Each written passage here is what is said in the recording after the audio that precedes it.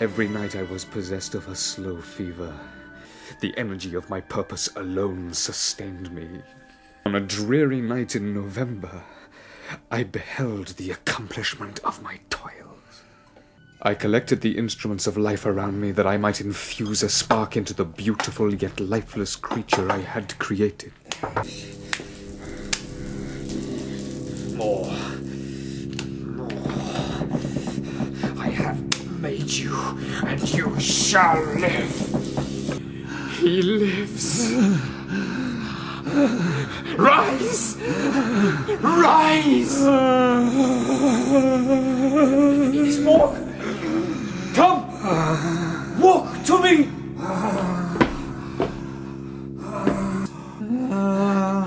What have I made? You are meant to be beautiful, but you are foul! Keep away!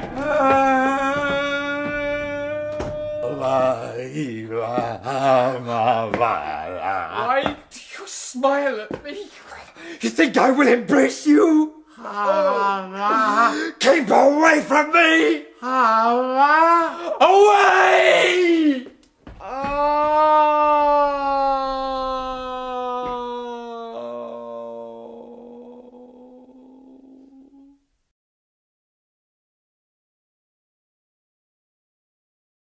See, I lit a fire for you. Sit, warm yourself. Now, listen. Yes. It is with considerable difficulty that I remember the original era of my being. In the forest near Ingolstadt, I lay by the side of a brook until tormented by hunger and thirst. I learnt to slake my thirst from the brook and ate some berries that were lying on the ground.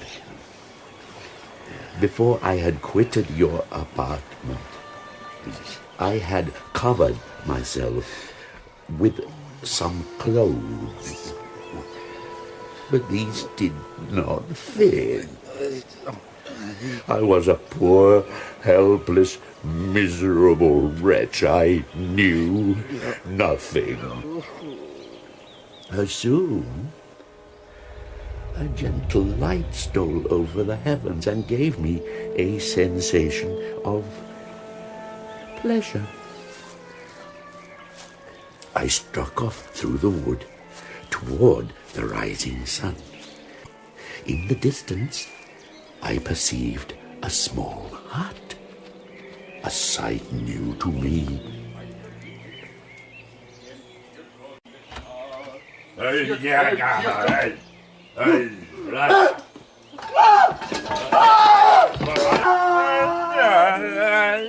His flight somewhat surprised me, but I was enchanted by the hut, dry and warm, and I greedily devoured the remnants of the man's breakfast. At sunset, I arrived at a village. How miraculous did this appear! The neater cottages and stately houses engaged my admiration by turns. I entered one of the cottages.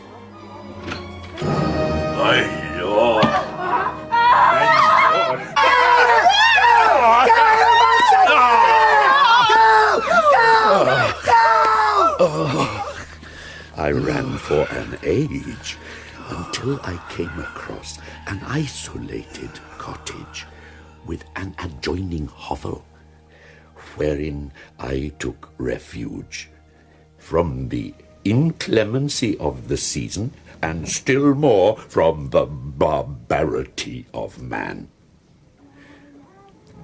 Fixing my eye to a crack in the door, I spied a small girl. I'm going for milk, Felix.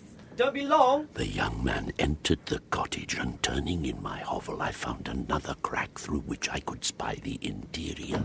Agatha has gone for milk, Grandfather. Yes, I know. I'm going for wood. When the girl returned with the milk, she sat down by the old man, and he, taking up an instrument, began to play. He played a sweet, mournful air, which drew tears from the girl. Soon after this, the young man returned with some wood, and taking up what I now know to be a book, read aloud.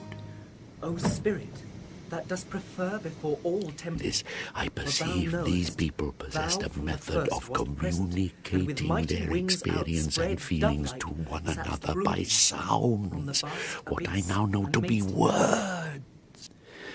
For many months I listened and learned, until I felt capable of approaching these gentle people, myself capable of speech. However, one night when I was foraging for food, I bent down over a pool of water to drink, and when the moon came out from behind a cloud, I twisted, thinking something fiendish behind me. There was nothing, not comprehending what I saw in the pool. Oh, no! The first word I uttered. No! For the first time I realized I was a monster. What was I? Why was I different from all the people I had seen? I had no idea until I was able to decipher these papers. My journal. Accursed creator! Why did you form a monster so hideous that even you turned from me in disgust? Still, there was one man who might not turn from me. The old man next door was blind.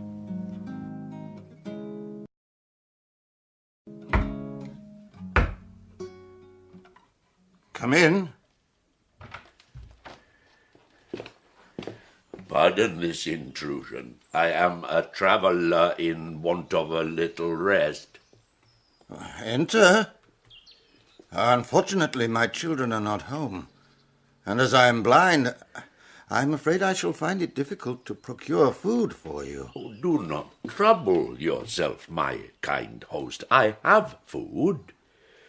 It is warmth and rest only that I need. Where do you travel? I am going to claim the protection of some friends whom I sincerely love, and of whose favour I have some hopes.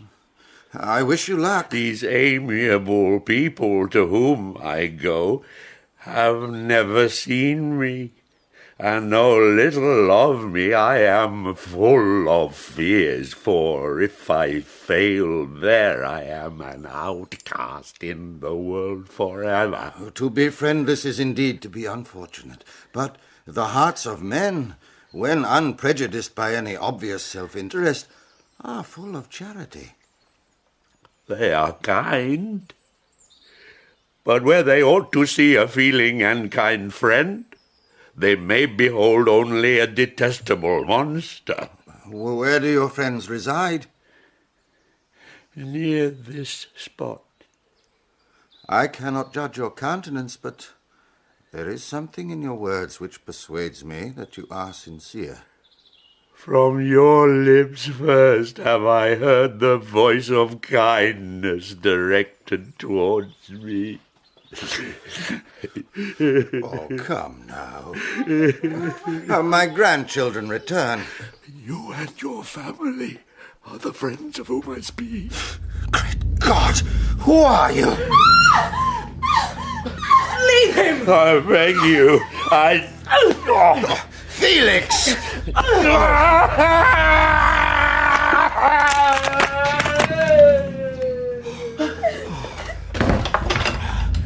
That branch! The monster broke it as if it were a twig. Monster? Why, in that instant, did I not extinguish the spark of existence which you had so wantonly bestowed? No! Do not be frightened. I shall not harm you. I wandered in a wood, no longer restrained by the fear of discovery.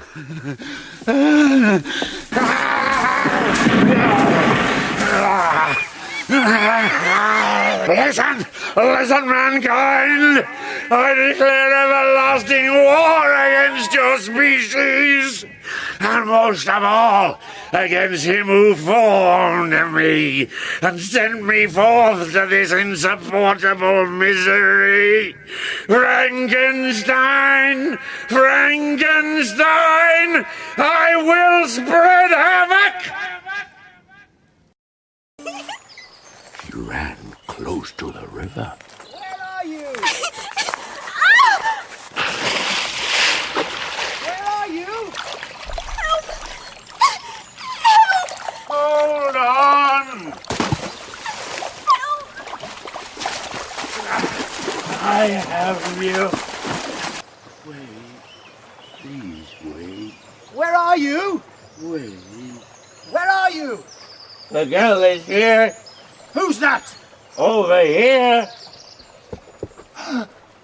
She fell in the river. Get away from her! I saved her from the river.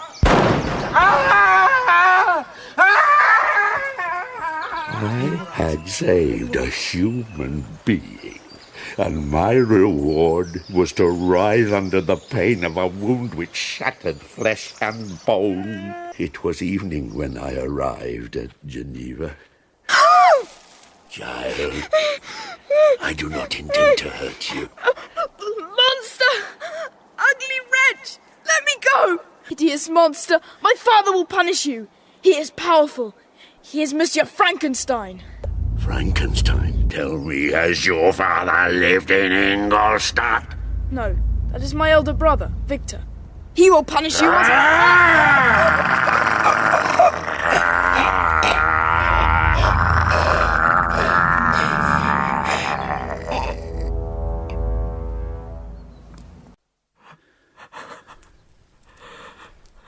And the locket. Oh, that. You took it from his neck and secreted it with Justine, our beloved adopted sister. Two of your family. Two of my family, if truth be told. Your family. If I have a name, it can only be Frankenstein. You are my father. Do you feel no pity for me? No, you abhor me, but not as I abhor myself. Once I falsely hoped to meet with beings who would love me. No misery can be found equal to mine. I have murdered the lovely and the helpless. I have strangled the innocent. Farewell, Frankenstein. Farewell, my creator.